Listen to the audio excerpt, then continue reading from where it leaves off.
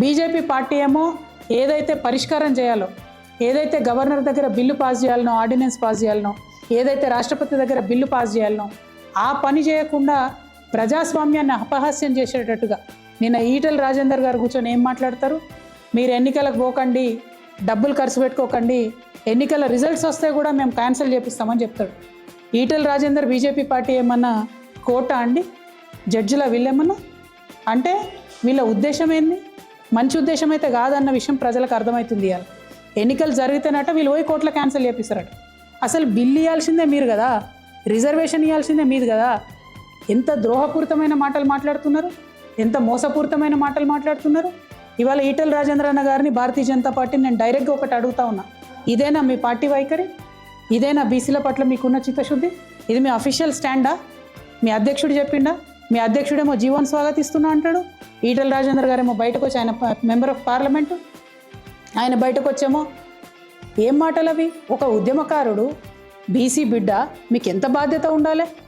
ఎట్లా మాట్లాడతారు మీరు అట్లా? ఈటెల రాజేంద్ర అన్న గారు తక్షణమే క్లారిఫికేషన్ ఇవ్వాలి.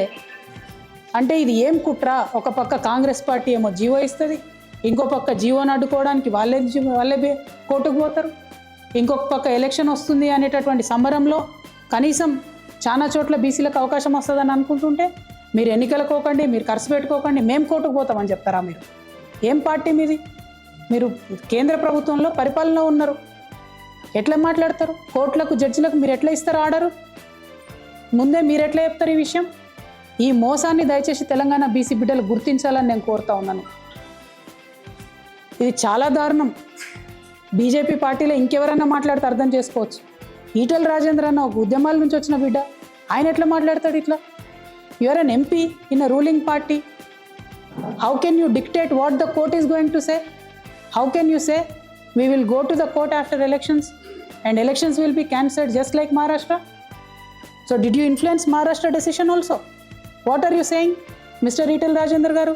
I am questioning you today. You are a member of parliament. Is this a joke? The fight that we are doing on the street for the OBC community of Telangana, does this look like a joke to you? Is this a joke for BJP party? స్పష్టంగా జవాబు ఇవ్వాలి, ఈరోజు answer చేయాలి. మోసం చేసి కాలమెల్ల తీస్తామంటే కాదు. అరే మాట్లాడడానికన్నా నియతి ఉండాలి కదన్నా. గవర్నర్ దగ్గర పెండింగ్ ఉంది ఆర్డినెన్స్, మాట్లాడరాదా మీకు? ఇక్కడున్న 8 మంది పార్లమెంట్ మెంబర్లు పోయి కాలు పట్టుకోండి మీ మోడీ గారి.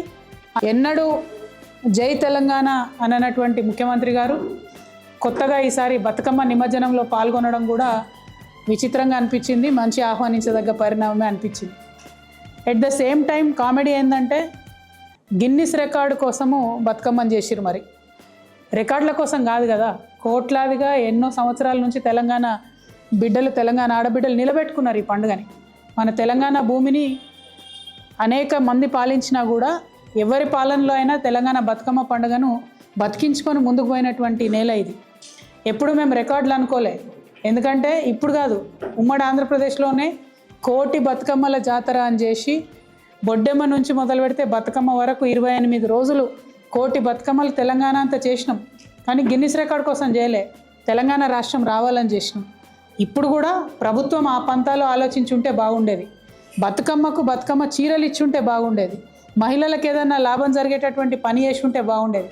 కానీ రికార్డు రావాలి, ఆ రికార్డులు ఎవరు చేసిండ్రు బతుకమ్మ అంటే గిన్నిస్ రికార్డులో రేవంత్ రెడ్డి గారు ప్రభుత్వం చేసిందని రావాలనే ఒక విచిత్రమైన వింత పోకడతోని ఈ రాష్ట్రంలో పరిపాలన జరగడం చాలా దురదృష్టకరం. మొదటి నుండి తెలంగాణ సంస్కృతిని నిలబెట్టుకోవాలని పోరాటం చేసిన సంస్థ, ఆరాటపడ్డ సంస్థ తెలంగాణ జాగృతి. కాబట్టి మరి ఏదైతే కేవలం 10,000 మందితో బతుకమ్మ రికార్డు చేసి ఒక రకంగా తెలంగాణ మహిళలను అవమానించారని మేము భావిస్తూ ఉన్నాం.